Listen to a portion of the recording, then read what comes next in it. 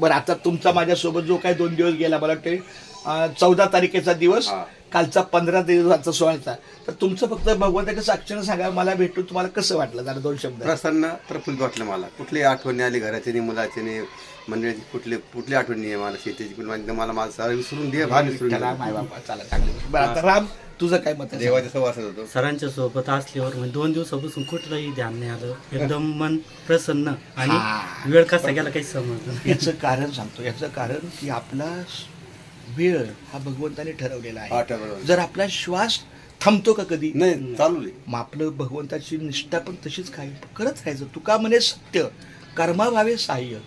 तुका म्हणे सत्य.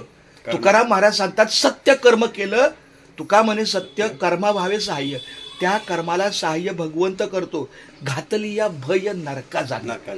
म्हणजे जर तुमच्या मनात सारखं भय आलं, हे आता कसं होईल, ते आता कसं होईल, ते नरकाचा मार्ग येतो. अहो, त्याला परमेश्वर विश्वास ठेवा. तुम्ही जर भगवंतावर विश्वास ठेवला तरच. आता आपण आपल्या आईला सांगतो, आई माझे पप्पा कुठे आहेत? हे बघ, आपण बघितलंय का? ते काही पुरावा मागितलाय का? काही पुरावा नाही. आई काही पुरावा देते का? फक्त आई काय सांगते? हे हे तुझा पप्पा आहे. तसं संतांनी सांगितलं, हे आपले गुरु माऊली. विश्वास ठेवायचा भगवंतावर, त्याची चाचपणी नाही करायची. आणि मग आता काय नाही झालं, अजून काय नाही झालं, म्हणून मी आनंदी सुखी काय, काही जरी नुकसान झालं तर ते चांगलं म्हणूनच पुढे जात असतो. बरोबर.